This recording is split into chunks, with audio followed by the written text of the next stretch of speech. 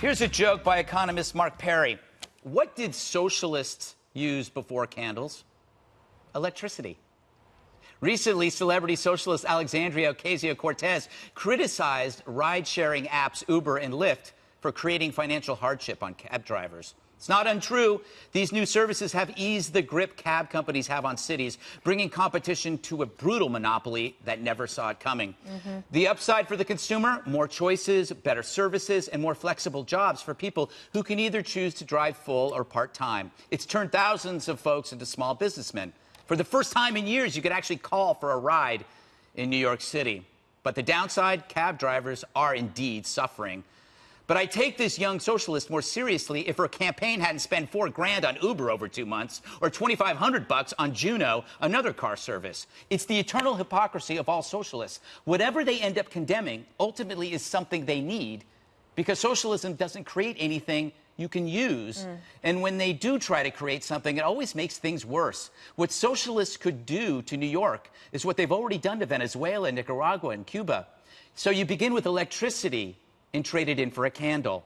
That was the joke. I got it. Thank you, Brian. Just checking. Thank you. They're like celebrity vegans who eat cheeseburgers in the dark, blissful that no one knows their hypocrisy as grease dribbles down their chin, like Al Gore flying off to some green conference on a private jet, or people Ubering to their next event while defending yellow cabs.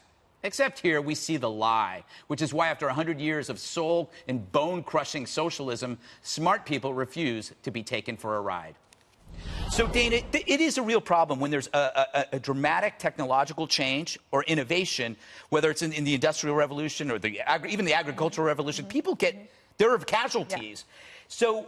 And there will be more. And there will be more. So with auto, we're replacing all Fox and Friends. All Fox and Friends hosts will be robots. This is the first time I'm hearing it. I had no idea. They wanted me to break it to you live, so you actually wouldn't make a scene. You know when you fire somebody in a restaurant so they don't make a scene? Right. Yeah, you are being replaced by a robot, which we won't notice the difference. Greg, I have another idea. Wait a second. You asking Dana a question?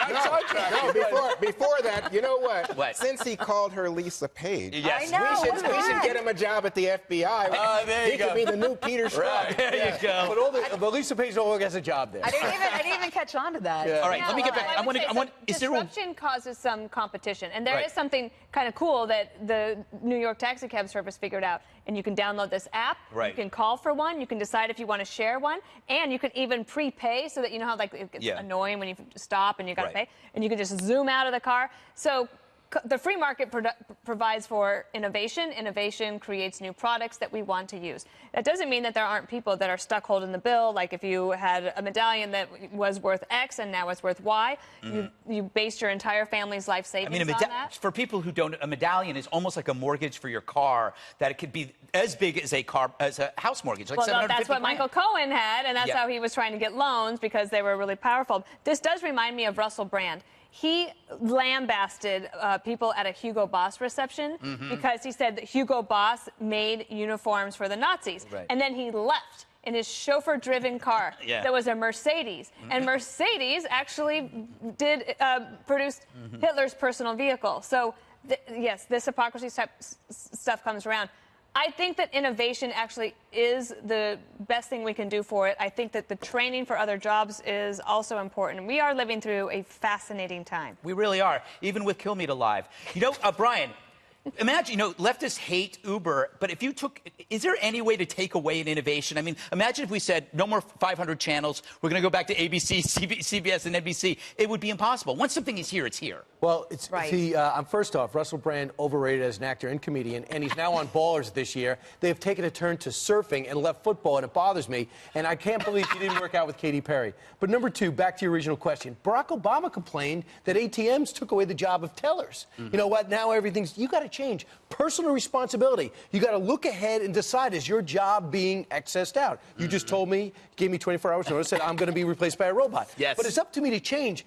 I'm not going to blame the president if my job gets X'd out because of technology. I have to think ahead. But it's up to me to get the next occupation, to get the next class, to be ready for that next change. But I have to say that sometimes technology moves faster than humanity. This stuff is going way too quick, and there's no way to stop it. It sounds like you're panicking. No, I am, because I know I will be replaced. The 5 will be all metal in 5 years. But you do worry. You do have concern for people who are facing a possible loss of job and livelihood. By the way, Brian, I mean, what do you think coal miners are complaining about? You know, there's change, and then they say, you know what, we don't feel like, you know, when Hillary Clinton comes and says, we're going to help you find your next job, you say, oh, no, she's kicking us out. But I'm glad you say that. I think I could define that. Oh. They're saying if you have machines that can do better than a miner, go ahead.